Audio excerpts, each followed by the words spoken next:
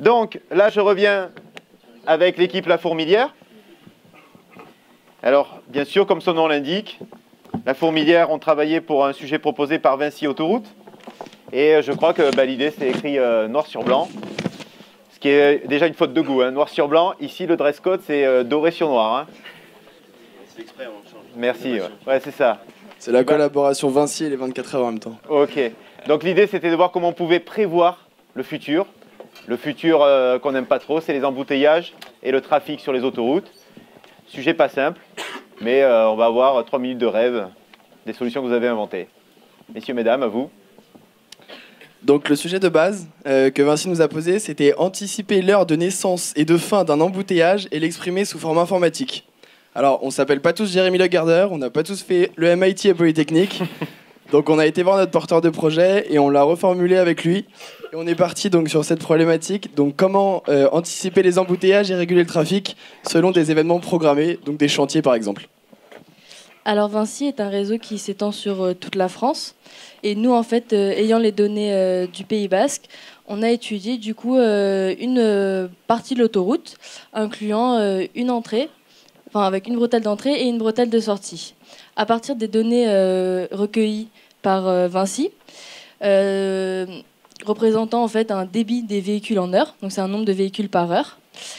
Sur le temps, on a résolu en fait, on a tracé une courbe du trafic normal, donc sans embouteillage, et on a en fait refait la même courbe avec du tracé qui se passe quand on a un embouteillage.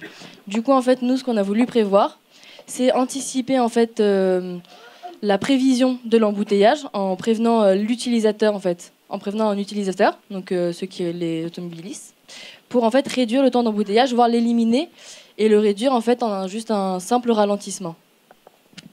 Donc pour cela, nous avons décidé d'innover en innovant sur l'application Vinci. Donc sur les facteurs de type travaux, forte affluence lors des vacances, météo, brouillard, des ralentissements face au comportement humain.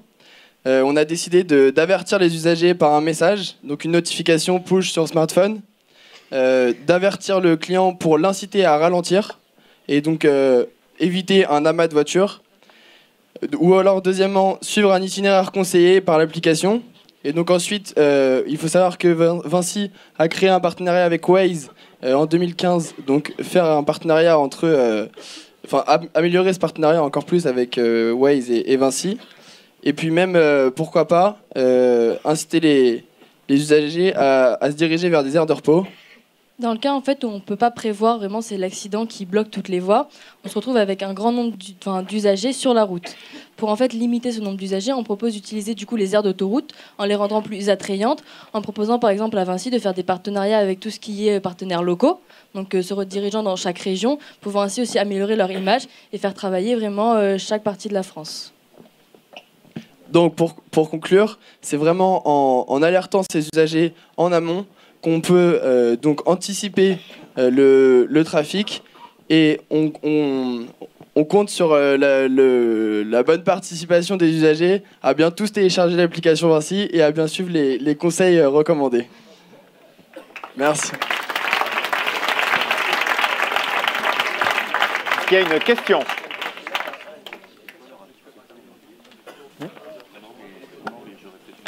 Moi, j'aurais proposé une autre solution, c'est de laisser les barrières ouvertes au péage. Ça coûte un peu cher, mais c'est vrai que ça fluidifie énormément.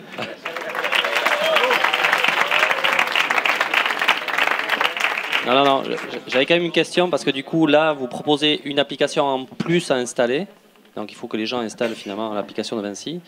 Vous avez parlé du partenariat avec Waze, mais est-ce que vous avez pensé finalement à ce que ces données-là, elles soient accessibles aux autres applications? Aujourd'hui, tout le monde a, je sais pas quoi, Google Maps, l'application iPhone, X l'application. Est-ce que vous avez pensé à ce transfert de données pour d'autres applications?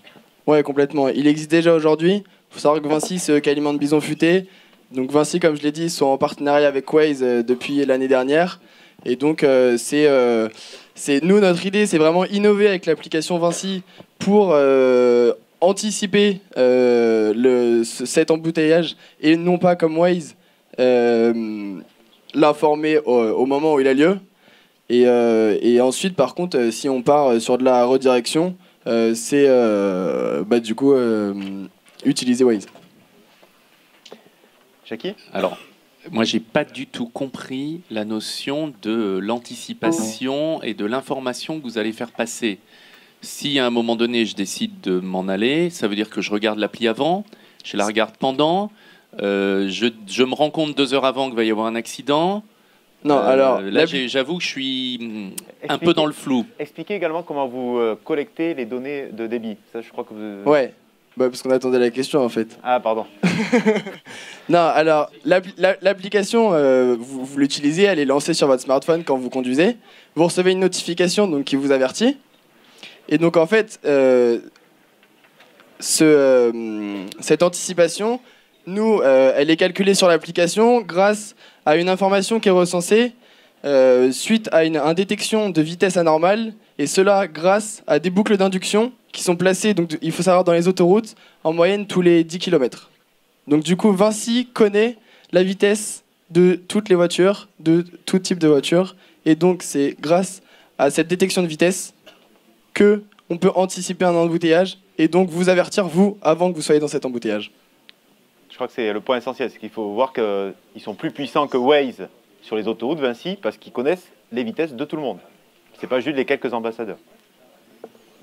Donc en fait, par rapport à Waze, c'est ça, c'est ce que vous proposez, c'est en fait c'est un service plus fin que ce que fait Waze, parce qu'aujourd'hui Waze le propose déjà. Oui. Bien sûr, parce que Waze, c'est une communauté de Wazers qui vont informer en temps réel, eux, sur leur smartphone.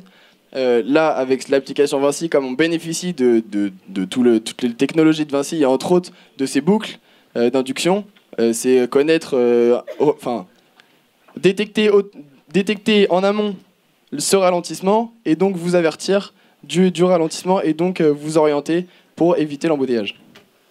Quand vous allez commencer à suivre les courbes tendancieuses, ça va vous alerter. Est-ce qu'on peut avoir un petit mot de la part de Vinci ? Philippe. Bonjour.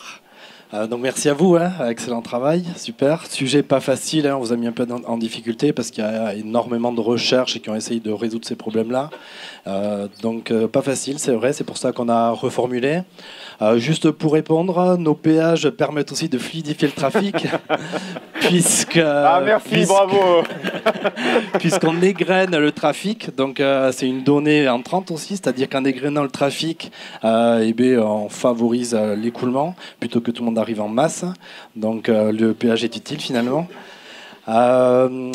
Ce qui nous intéressait dans l'innovation, c'est qu'en effet, on a des boucles de comptage. On connaît, comme tu l'as dit, on connaît tout, on mesure tout en temps réel. On a des données qui remontent du trafic toutes les 6 minutes.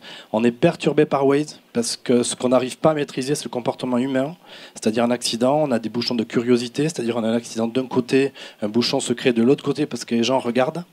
On a aussi des phénomènes quand les taux d'occupation sont très élevés, on a des ralentissements, c'est-à-dire un coup de frein, on peut le ressentir pendant 1 heure derrière.